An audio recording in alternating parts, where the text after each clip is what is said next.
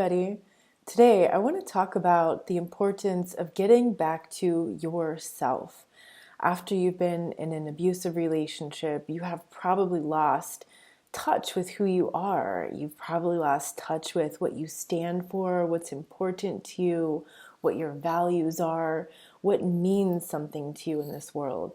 So I think that the first step that you really want to take is to get some alone time, like take a walk by yourself. If you're still living in an abusive situation, you need to start separating yourself from that as much as you can.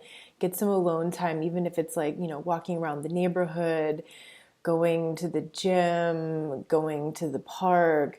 If you're living alone, spend some time by yourself, alone at home, just getting to know you.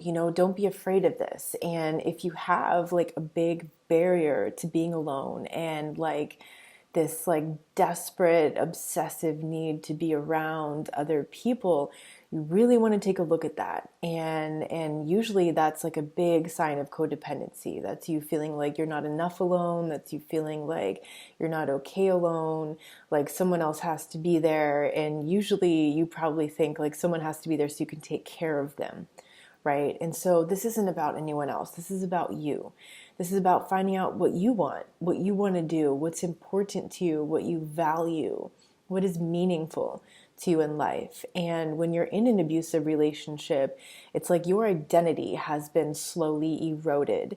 And by the time goes on, you have just literally lost sense of that.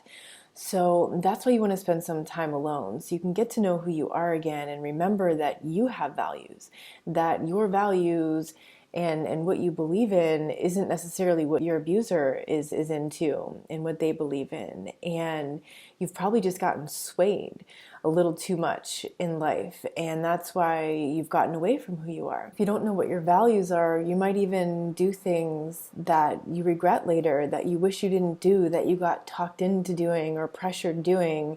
And then you felt like not a good person afterward, or you felt like you really wish you hadn't done that. So if you spend some time alone, you're going to get to know that. You're going to get to know like what your desperate obsessions are. Do you desperately need to feel the attention of someone, the love of someone, the fact that someone else is there?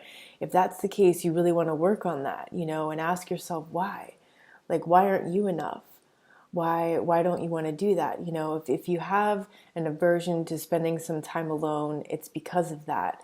It's because you don't want to get to know yourself. You'd rather focus on someone else and focus on fixing someone else and not look at what's going on inside, which is probably some feeling of abandonment or resentment from some abusive situation in the past. It might have been childhood, it might have been the relationship before, it might be some friendships, it might be that time at college, something like that. You need to look at that and where is that coming from? Why do you feel that way? And another great thing to remember who you are. I get lots of messages from people saying, it's like everybody says I'm not the same anymore. People at work, my family, blah, blah, blah.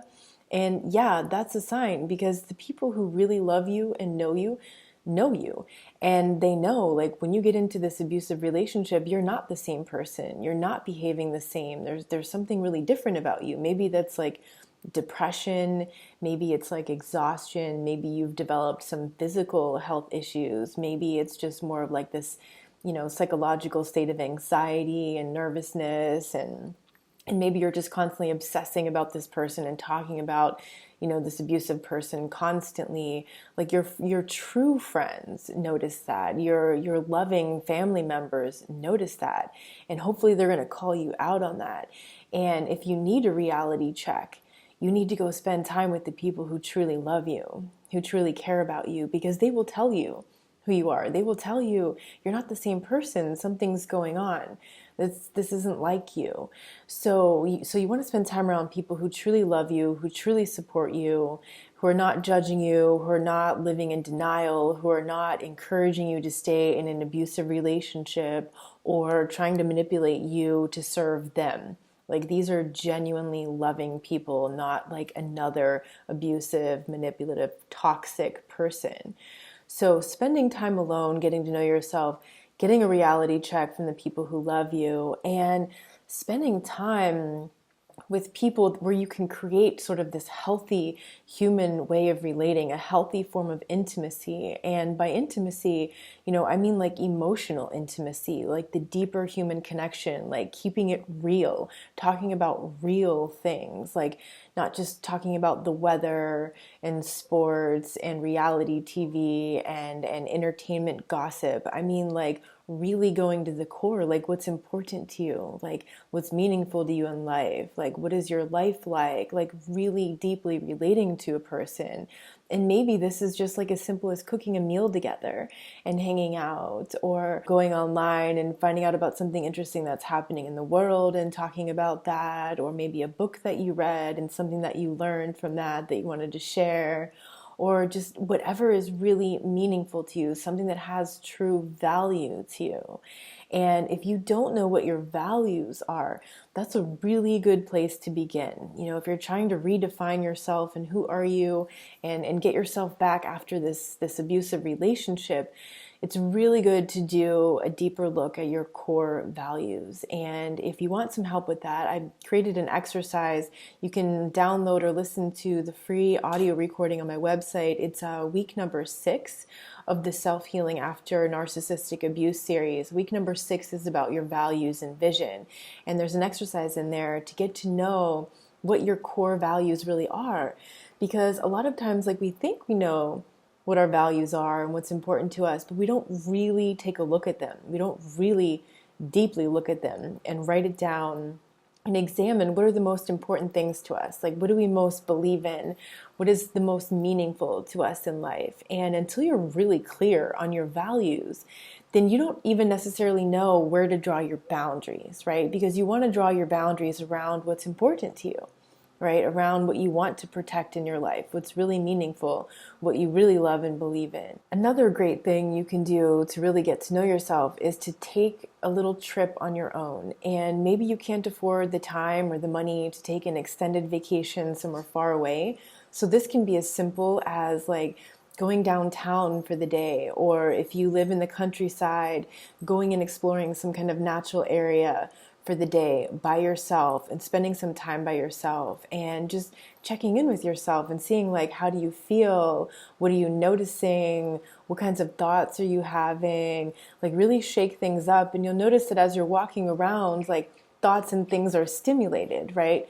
And that's really helpful to you to get things moving, and you'll see things, and maybe even like synchronistic events or encounters with people, and maybe someone has some kind of message to share with you, and if you're open, you can receive that message. And it's not like you need to be best friends with that person. It might just be some person you see in passing, but they say like one little thing that really moves the needle for you, and it's something synchronistic. Like, you're like, oh my God, I've been thinking about that.